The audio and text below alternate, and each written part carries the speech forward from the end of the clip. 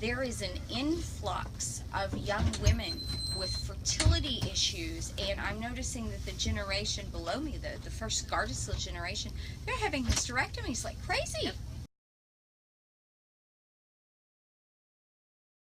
I'm Leslie Duncan. I am from Dallas, Texas. Are you a Periscope peep? Yes. You're on Periscope with us? Yes, I am. So how do people know who you are so they can recognise you in the future? What's your little handle or whatever you call it? I think I'm Leslie Duncan. It's my Twitter, isn't it? Yeah, I think my so. Twitter is Leslie Duncan as well. So She's part of our family, guys. Hi, y'all. Okay, about a little over 3 years ago, I had a really bad fall in my front yard, and my walkway was just very harsh on my legs and my knees, and I was just like bleeding everywhere. So I went to a local clinic that I had gone to before. You know, I would go get my B12 shots from there. Mm-hmm. And I was there. They were checking to see if I needed stitches, you know, just a nice checkout without having to go to the ER. And I was told I needed my tetanus shot. Okay. Here we go. And then it was, we don't have just tetanus, we have the Tdap. Like, okay, that's fine, whatever. You know, I'm sitting here, I'm looking at all of this blood, and I'm kind of freaked out because, you know, I'm like so bloody, and I just agreed to it. And shortly afterwards, I started feeling off. So basically you had the D-tap? Yes, I had the yes. Okay. I started feeling off, and then came the rash. I started having rashes everywhere, and then in my throat, I started coughing a lot, and I could feel my throat start to constrict. They're asking what age were you when this happened? I was 35 years old. That was September 3rd, 3 years ago. I'm 39 now. So it's only 3 years ago, this? This was 3 years ago. Wow. I was 35 years old when this happened to me. So this can happen to anybody at any age. And that's what this is why I'm sharing my story. I want people to understand that this can happen at any age. It was right before I turned 36. So I called the nurse practitioner that gave me the shot, and I was telling her the reaction I had, and immediately I started taking prednisone, and I was on methylprednisone for a while. And methylprednisone is its own kind of help because it brings back PTSD flashbacks for me. So not only am I dealing with this allergic reaction, but I'm hiding under the covers shaking. It was very traumatic. I was just shaking. It was so hard. But I remember calling the nurse practitioner and saying, I'm having a reaction. She said, oh, this has never happened to me before. And I asked her which one they used. And she said, we used the Boostrix. And I said, that has fetal bovine serum on there. Are you looking at my chart? She said, yes, I have your chart. I said, what are my allergies? She said, you have beef, lavender, ferrets, and latex. Ferrets? Right. Well, I do. I'm allergic to ferrets. But anyway, you know, because I have it in big letters, you know. Because it's kind of I put it there because it's kind of hard to forget, you know. Beef, lavender, ferrets, and latex, you know.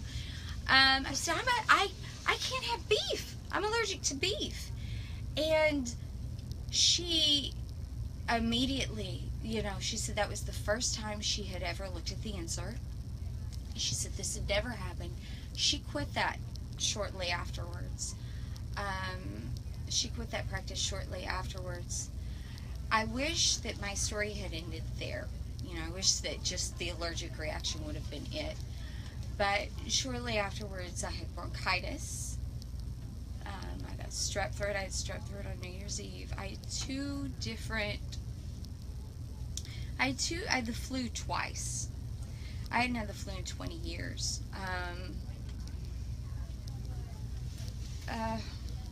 the month of January after that happened, I had fever every single day. And it's really hard when you're having fever. I tallied it up. In 2014, I had fever more days than not. It's really hard when you are being the mom, when you have the responsibilities, when you have things you need to do, when you have dishes that need to be cleaned, laundry that needs to be done, and children that you have to take care for, and you're so weak because you've had fever nonstop for unlimited days, and you have things you need to do, and you can't do them. I counted yesterday. I've been to the doctor for upper respiratory infections no less than 12 times in like the last year, little year, maybe a little bit more. And these are mainstream doctors. Yes. You need to stay away from them, by the way. I've got some better people for you to see, okay? Okay, I like that. I've had strep throat 4 times. Since then, I have chronic ear infections. And they're just putting you on antibiotics, are they? Yeah, you need to get away from these people. We've got some better people for you, okay? Again, I say it one more time. Stay away from the doctors. It's true.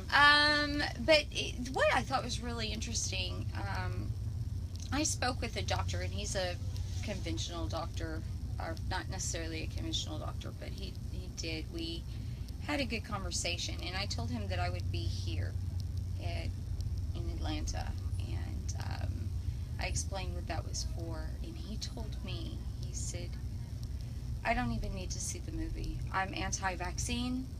I believe they're poison. I don't want anyone to inject. And then, of course, he's going to see it, because I was like, oh, you really need to see it. But he told me how anti-vaccine he was. And then he told me about how most of the doctors that he knows are anti-vaccine. They just cannot speak out. He said they're poisonous. That is bullshit. They cannot speak out. They bloody well can speak out. I'm not accepting that anymore. It's just ridiculous. I cannot speak out because I may lose my job. You may lose your money. Right. Change your job and speak out. Be brave. Yeah. Like Andy did. I think it's a... Right. Yeah, I think it's a... He said that there's a lot of pressure put on them by the insurance company. Right, so get out of your job. Yeah. You're doing the wrong job. You're doing a bad thing. Get out. It's just, there's no... the trouble is we all accept. So you've I mean, I'm just using it as an example. Oh, I'm sorry, oh, so you're under pressure. I'm sorry. And then we go around saying, oh, my doctor wants to speak out, but he can't because we cannot tolerate this anymore. This is what is allowing this to happen. We say, shame on you. You get out of this job and you find another profession. Or in fact, you continue to be a doctor, but be a good doctor that doesn't give vaccines that you know are harming us. So that we mustn't allow this to happen. He doesn't give vaccines, so... Cowardice. And you said something. Cowardice. That's what it is. That's what it is. I mean, what? The rest of us that have been speaking out didn't give up something? Right. Yeah, oh yeah, I've lost... the thing is I've lost friends. Oh, that didn't really happen to you. Oh, no, I need to speak up. My children had their vaccines and they're just fine. No, really, they're not. The jury's out. We don't know this for sure. Just because they're okay today doesn't mean they're going to be okay tomorrow. Doesn't mean, and that's another thing. I work with fertility. I'm trained to work with that. A woman contacted me the other day and said she watched our Gardasil stories, and she said her daughter's been trying to get pregnant for so long, and they just don't understand it. They're a very fertile family. And then she said, I just realised, I let my daughter have the Gardasil.